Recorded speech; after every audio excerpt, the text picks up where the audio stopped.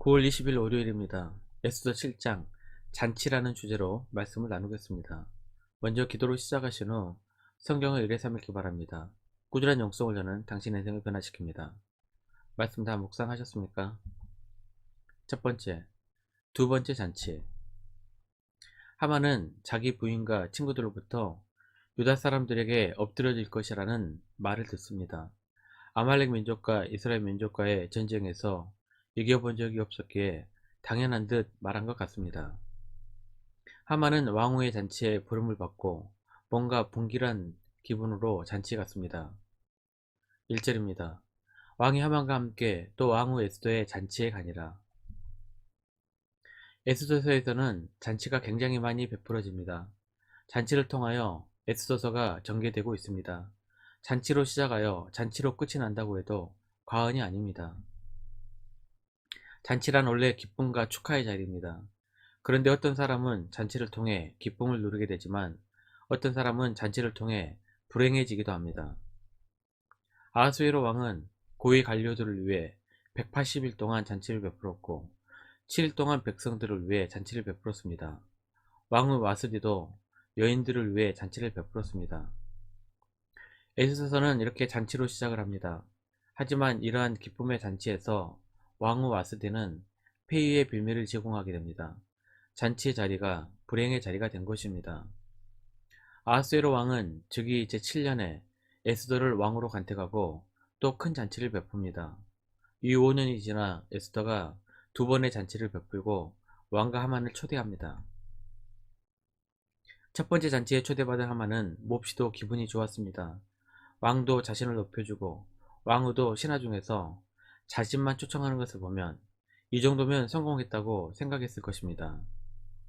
그래서 가족과 친구들을 모아놓고 자신의 성공을 마음껏 자랑했던 것입니다. 하지만 왕후 에스더가 초청한 두 번째 잔치는 기쁨보다는 찜찜하고 불길한 마음이 컸습니다. 실제로 하만의 우려처럼 두 번째 잔치는 자신의 몰락의 자리가 되었습니다. 7절입니다. 왕이 노하여 일어나서 잔치 자리를 떠나 왕궁 후원으로 들어가니라. 하만이 일어서서 왕후 에스더에게 생명을 구하니 이는 왕이 자기에게 벌을 내리기로 결심한 줄 알미더라.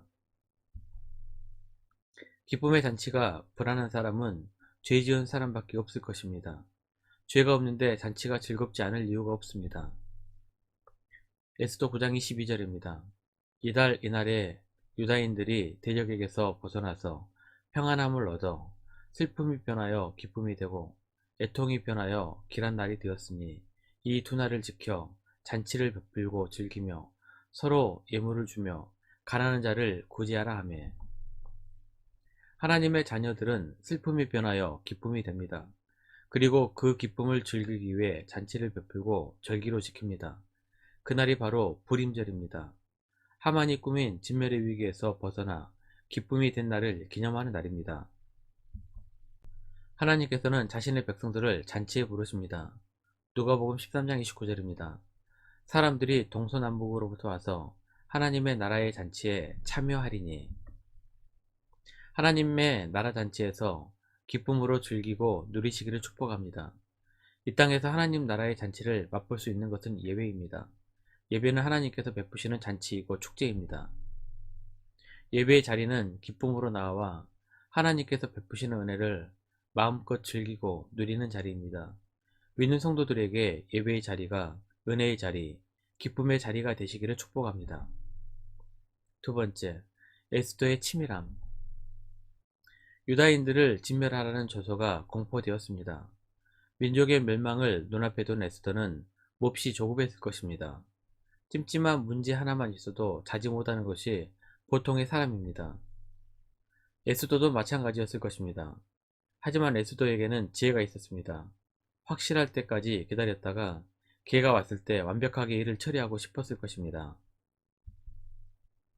그것이 바로 두 번째 잔치의 자리였습니다.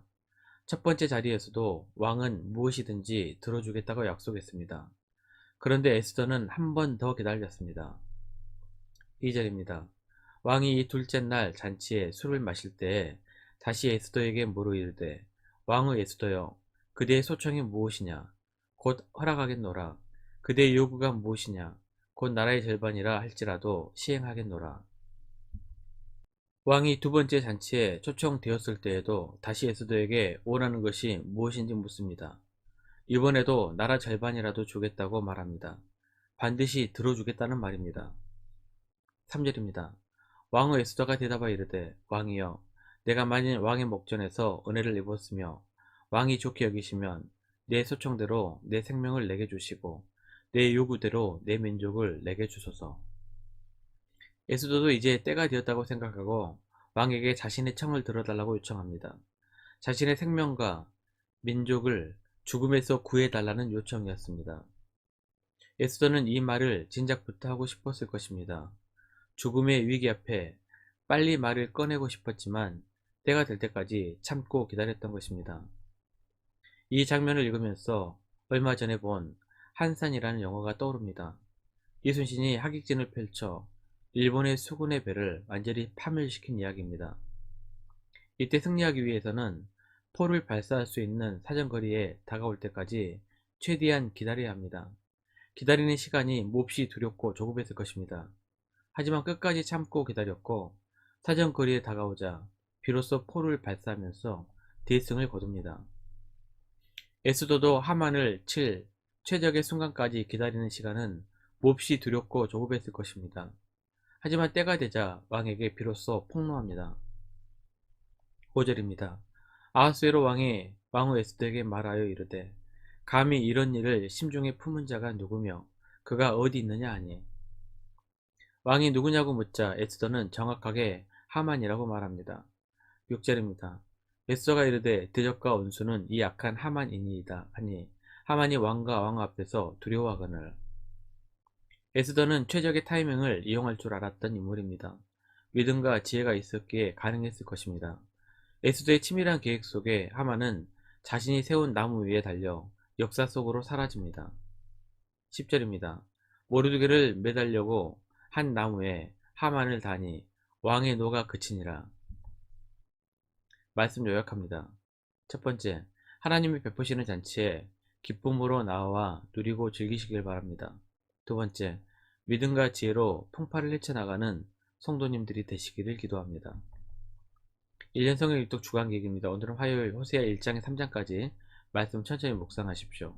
9월 중보 기도 제목입니다. 5가지 기도 제목을 놓고 충분히 기도하시고 교회와 개인 기도 시간을 가지시기 바랍니다. 가정에서 기도하시기 힘드신 분들은 교회 나오셔서 주중 기도의 시간을 이용하시면 됩니다. 주중 기도회는 새벽 6시부터 밤 10시까지입니다. 하루 30분씩 최선을 다하시기 바랍니다. 그러면 여러분의 삶이 변화될 것입니다.